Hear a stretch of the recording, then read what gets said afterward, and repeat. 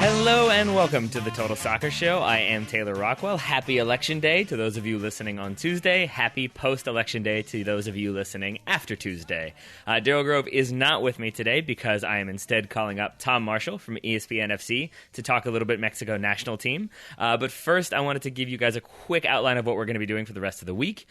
This show is coming out on Tuesday. On Wednesday, we are going to be recapping some of our favorite USA-Mexico games from years past. On Thursday, we'll be doing our USA-Mexico in-depth preview, our deep dive preview. And then on Friday night, we'll probably do a quick hot take after that game, maybe as well after England-Scotland, depending on how that goes, depending on whether or not Daryl Grove is crying. And then we'll see if a longer form review show comes out later on in the weekend, but probably not Friday night. Who knows? We shall see. We shall see. In the meantime, as I said, we've got Tom Marshall coming up. He and I talked Juan Carlos Osorio in depth, as well as the current Mexico roster. Here's a spoiler alert. It's very, very good and very, very deep. We also talked how Michael Bradley and Juan Carlos Osorio were once roommates and how Mexico are rolling with a sports psychologist. All that and more coming up, because right now we've got Tom Marshall, who's covering Mexican football for ESPN FC. Tom's been on the show, I'd say many times at this point before. Tom, good to have you back. Yeah, no, thanks for having me. Yeah, I'm here in Columbus, just running around following the Mexico team. So looking forward to Friday. Does that take a bit of like just getting used to go from Mexico to Columbus? I imagine it's just like a bit of culture shock, I guess, and especially in the middle of the election season. Yeah, no, it's it's fascinating. I was quite happy that ESPN sent me on the Monday so that I would be here for the election. But it's weird. It's like, once you land and stuff, it's just like you flick a switch and you just kind of following the national team. Yeah. I've not really seen much of the election. I was like thinking, it's going to be cool to see, what's going on and all this. And I just basically got, 10 minutes on CNN last night. And then, first thing you wake up in the morning, go to the practice, go to the Starbucks, write your story, and then it doesn't stop. I imagine. Well, so that's good. I'm glad that you can focus. But I am wondering, do you think that permeates this game at all for the Mexican national team, for the fans that might be attending from Mexico or with Mexican lineage? Do you think that is kind of hanging there in the background about the current atmosphere, the current political climate, or do you think it's just something that can easily be erased once kickoff starts? I mean, I don't think that for the national team and the players, I don't think it's really a concern at all. I mean, I just think they've come from various leagues around the world. Yeah. And it's just a coincidence that they're in Columbus. Yeah. Sorry. Yeah. But obviously for Mexico fans here, everybody knows the situation. I think with obviously Donald Trump, and doesn't seem to be very popular with Mexican Americans here in the States. So, I think it would become a really big issue if Trump wins. I mean, I think it would become that this match would then become a real focus. Aside, it'd be bigger than what it is in the sporting sense. Yeah. I think it would take on a much bigger kind of, it become quite political, I think. And we know what Mexico fans are like. They'll be here in Columbus. I mean, there's no doubt about it. Mm-hmm. Even if they've not got tickets, I've already spoke to, the airport. There was a group there waiting for the team. Fans have paid $300, $400 to get into this game. I mean, Mexico fans are, they're fanatical about this team. I mean, wherever the Mexican national team goes in the States, they're like rock stars. I mean, there's people trying to climb over fences to get a glimpse of him in training.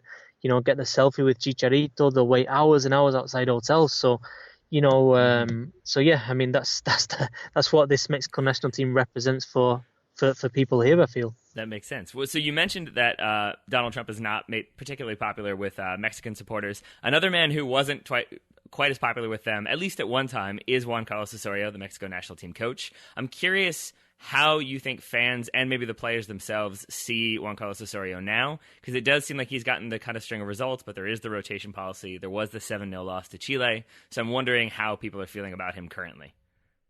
Yeah, I mean, I think you can divide it between, I think the Mexican media kind of, in a way, sharpening the knives. I mean, I think after that 7-0, they're just waiting for the next kind of fall to kind of, jump on his back again and really start criticizing. I mean, the press has been heavily critical of Juan Carlos Osorio. I mean, there's no doubt about it. And I think, maybe as a result of that, or maybe not, the fans are also quite critical. For example, the rotation policy is just something that people don't understand and not willing to understand. I mean, and obviously they're entitled to their point of view. Yeah. But then I think you can separate that. I mean, I think Osorio is trying to separate that from what the players are saying and thinking. And the message from the players, to be fair, has been, we like Osorio. We think he's a good manager. He knows what he's doing.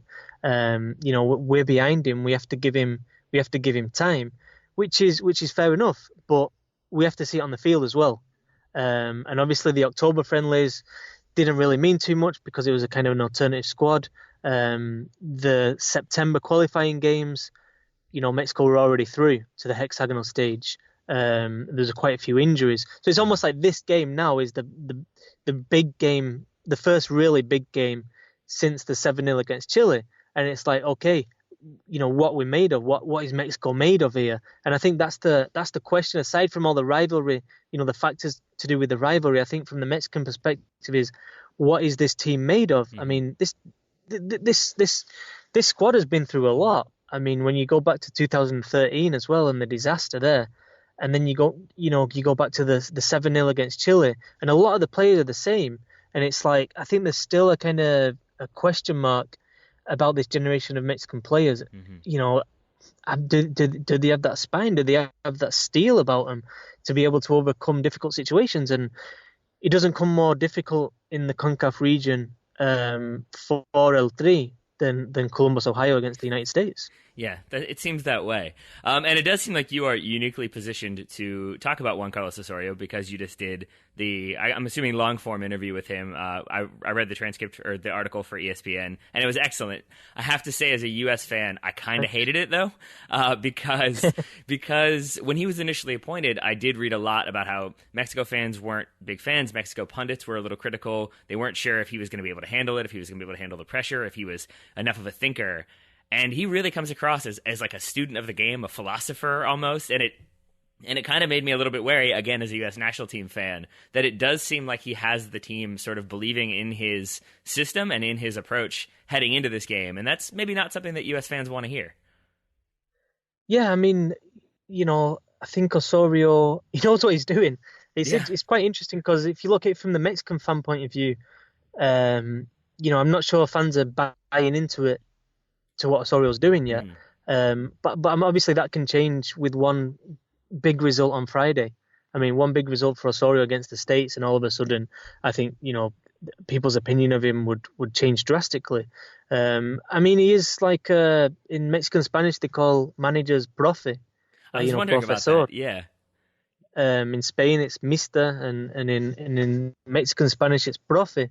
But it's like Osorio kind of fits it. He's like he really does fit it. El profe, he's the professor. He's somebody with a lot of education behind him who knows a lot about the game. And then you look at the last permanent Mexico coach, Miguel Herrera, and it's the opposite. He's a guy who'll come into a press conference, like saying, "Oh yeah, we're going to win. We're going to do this. We're going to do that." And Osorio's the opposite. He's kind of a more of a thinker. So it's interesting with Mexico and what's going on with Osorio, because the way he's going about things I think it's challenging. I think it's challenging for Mexican fans. I think it's challenging for Mexican football. And I think the big question hanging over Osorio's reign is will people adapt to this idea?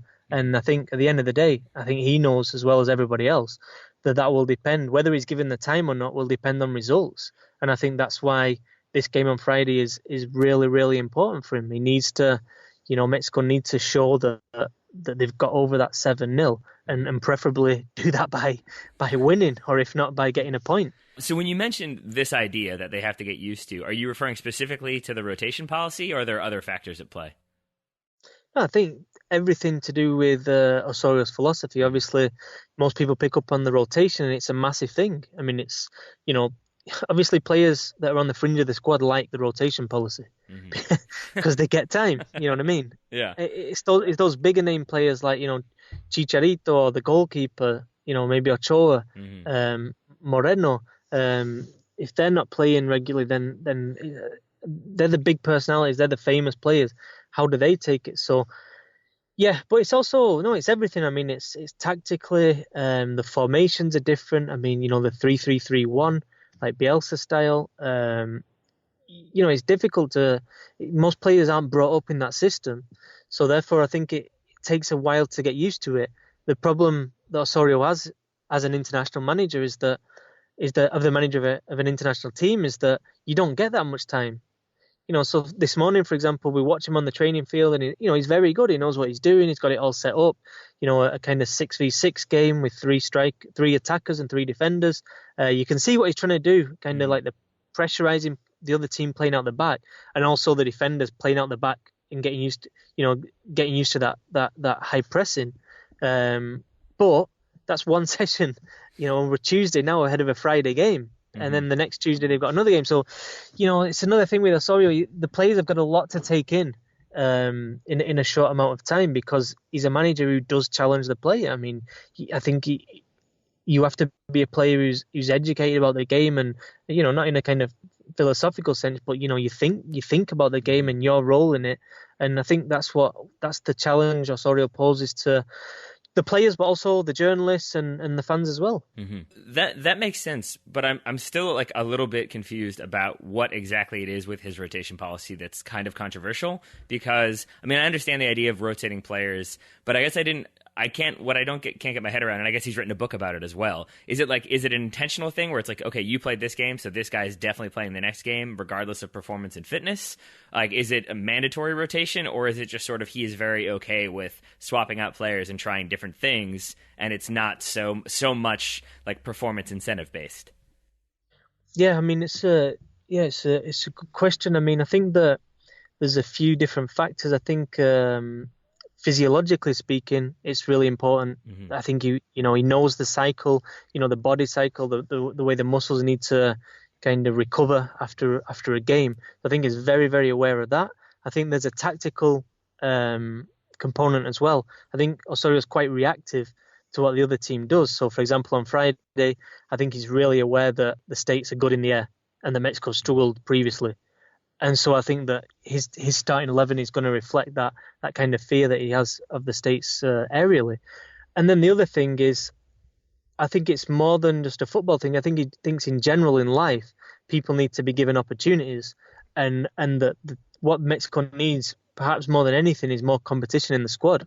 So what he's trying to do is foster that competition by giving players opportunities to prove themselves, to then challenge the likes of Chicharito and Hector Herrera, mm-hmm. Hector Moreno, all these players who have been so established for a few years now. And I think that's what he's looking for. He wants 23 players that he can and any of them can play. You're not just taking your 11 or 12, 13 probable, that are likely to start, and then you got the rest of them just there for the ride. I think he really wants to make the competition as intense as possible. So I think there's a few different factors for the rotation policy, but I don't know. I think the thing to point out, I think other managers use it as well, but Osorio just takes it the next step. For example, the goalkeeper position. Yep. I think that's the one that people really don't understand, because the theory is that the goalkeeper and the defence get used to working with each other. And again, because you're in international football, you don't get so long to do it. So I think people are kind of thrown off by that. That makes sense. So I want to talk some more about the players, but first I have one more question for you. From that article, from that interview, there were many very interesting things. I think the one that made me sort of pause and be like, wait, what? So Michael Bradley lived with Juan Carlos Osorio for a week? Is that correct? Yeah, it is. Yeah, it's. I had to check that out as well. I was like, I thought he'd got the name wrong or something, and then my Doug McIntyre at ESPN spoke to someone close to Bradley and said, "Oh yeah, that's true." I don't think anybody knew about it. I don't think anybody even knew that Michael Bradley trained with Manchester City for a week. I certainly didn't. Yeah, that was news. I checked it out online and I was like, nobody's written about this. How can it be true? Yeah. But yeah, absolutely no one knew about it. So yeah, obviously Osorio knows Michael Bradley really well. He's got a lot of respect for him as a player and as a person as well. And yeah, Osorio was there in Manchester working as the assistant coach, and Michael Bradley rocked up. I believe it wasn't actually a trial; he was just training there. Mm-hmm. But yeah, it's an interesting thing. But Osorio knows obviously he knows the game here in the United States really well. He knows Altidore really well as well from Red Bulls and Tim Howard as well. I believe he was part of the Metro Stars coaching staff when Tim Howard made his debut. So I think he's got a lot of respect for the game, north of the border. Yeah, so he'll be playing north of the border, obviously, and he's bringing what I believe you've called the strongest possible team. And I'm not going to lie, I saw those names, again, as a U.S. fan. Didn't necessarily love it, because it's basically everyone that could do damage to the United States in terms of goal scoring, in terms of playing solid defense. Are there names, aside from the usuals that you've mentioned, like Javier Hernandez, that maybe U.S. fans should be keeping an eye on? Are there any maybe lesser-known players who you think might get a start? I mean, it really is difficult with Osorio to predict who's going to start. I mean, there's a couple of interesting names for me. One of them is Carlos Vela. I mean, I don't think he's going to start. You wouldn't predict he's going to start. But I mean, Vela is just, and he's supremely talented. I mean, he really is when he wants to be, he's a top player. And I just wonder if he performs well in training this week, if Osorio will be like, I don't have any other player. I don't have a player like Vela who can absolutely turn this game. And obviously, it depends how up for it Vela is, and what frame of mind he's in. But I mean, last weekend Real Sociedad beat Atletico Madrid 2-0. Vela scored one penalty and got the foul for the second. He was man of the match. I mean, he's man of the match in the team that won against one of the best teams in the world. I mean, Vela, when he's on form like that, he's a top player. So yeah, I think something to keep an eye on is Vela. I think that Orbelin Pineda, the central midfielder, I doubt he's going to start. Again, he's a Chivas player, I think 19 years old. But he's shown some really, really good signs, Orbelin Pineda, over the last year. He brings a lot of energy. He just doesn't seem scared by any challenge that he's put in front of him. So it's another one where if he does well in training this week, Hector Herrera, for example, isn't playing well at Porto. He's been benched recently. So I mean, Osorio, it'd be a bold decision, but could a youngster like Orbelin Pineda, who's got nothing to lose and just plays like he's playing in the street with his friends, is it something that could you just throw him in there? I mean, it's gonna be fascinating to see what Osorio does with his team. But like you said, the options in this squad are there and they're clear to see. It's just a matter of Osorio kind of organising and how he wants to.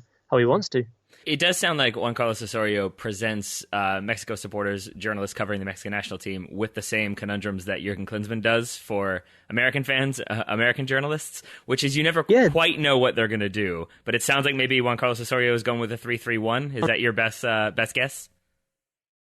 I think so, yeah. I mean, you're right. I think there are actually quite a lot of similarities between Klinsmann and Osorio in terms of, I don't think on the field, but in terms of, they both want to see the players playing in Europe, the best leagues possible. And obviously US fans, MLS fans don't like that sometimes. And I think Mexico and Liga MX fans, there's a few that really don't like that either. And also the challenging the players. I mean, I think Klinsmann likes to take them out of the comfort zone. And I think Osorio is exactly the same. It's quite interesting.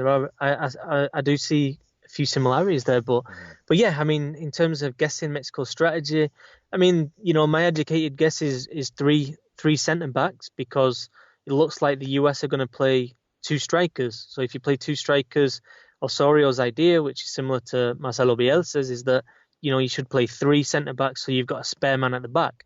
If you play a team with one central striker, two centre backs. So I think that's the general idea. And Osorio used a similar system against Uruguay in the Copa America, and that was his best game in charge. So there's that reason. And then against New Zealand last month, it was again the system that he used, and he actually mentioned before the game the similarities between New Zealand and the States. So that's a kind of best guess, but I wouldn't be surprised if it's I don't know, a 3-6-1 or something. Hey, that's ours. You can't have 3-6-1. The United States is the expert when it comes to deploying a formation that's wildly inefficient and never going to work. But I did want to ask you also. So in the Copa America, Daryl and I were really kind of consistently impressed by Juan Carlos Osorio, actually, and his ability to kind of adjust his tactics, move players around, do different things. We got a little bit of stick for it because we kind of bought into the hype, and then that Chile game happened. But I am curious, so say he's expecting the United States to come out with two forwards. Because of the Jordan Morris injury, maybe Bobby Wood's out of form a little bit. What if Jurgen Klinsmann just does the one up top? Do you think Juan Carlos Osorio is particularly suited to make those changes? Do you think the Mexican team can kind of adjust on the fly, or will that be something where they don't really change anything, at least until halftime? I think they'll adjust on the fly straight away, and I think it'll be kind of programmed. I think as soon as the team sheet comes out, they'll know. But I'm guessing they're gonna Mexico play with one of the centre backs will be Rafa Marquez or Diego Reyes. And so I think they'll just naturally step up into midfield, if they need to. So I don't think it'll be too problematic there. I see. I did have you answered my question about where Rafa Marquez will be starting. My second part of that question was going to be, is Rafa Marquez the Mexican Keith Richards? Because it seems like he is never going to die and is never going to not be in the Mexican national team. Yeah, he just actually spoke to journalists after practice, and he came out with a really good phrase. He was like, basically, he said he still feels like he's got something to give this national team, and he said, I prefer to be here trying to do what I can on and off the field than sat at home scratching my belly, watching and criticizing from afar. So he was quite adamant that he's still got something to give. Listen, Rafa Marquez is what he is. He's one of the greatest players to come out of the CONCACAF region ever. I go and watch a lot of the Atlas games in Guadalajara, and honestly, he's played quite well this season. He's done well. I think he's had more touches than any other player in the Liga MX. So yeah, is it a worry? Of course it is. Yeah, I mean, I think Klinsmann will target Marquez because the US are a really quick team. So if they can isolate Rafa Marquez at any point as near as goal as possible, then they will do. They'll definitely do that. But it's an issue for Mexico. But it's like Klinsmann was saying about the US team. I think he was asked about Jermaine Jones and why have you called up Jermaine Jones when he's been injured for so long? He's not been getting regular playing time. Well, Klinsmann said, I haven't got a squad like Argentina or Germany or Brazil have. I've got what I've got. And I think the same goes for Mexico. All right, Rafa Marquez, there's a lot of criticism about him being there and him still being part of this setup. But, Mexico doesn't have a squad like Argentina or Brazil. Yeah. I mean, where else do you look? I mean, yeah, there were some good players, but to replace someone like Rafa Marquez is really difficult. And I think that, ideally there would be that player coming through, but let's be honest, there just isn't right now. Yeah. Final question, and then we'll get you back to writing articles and watching a little bit of CNN.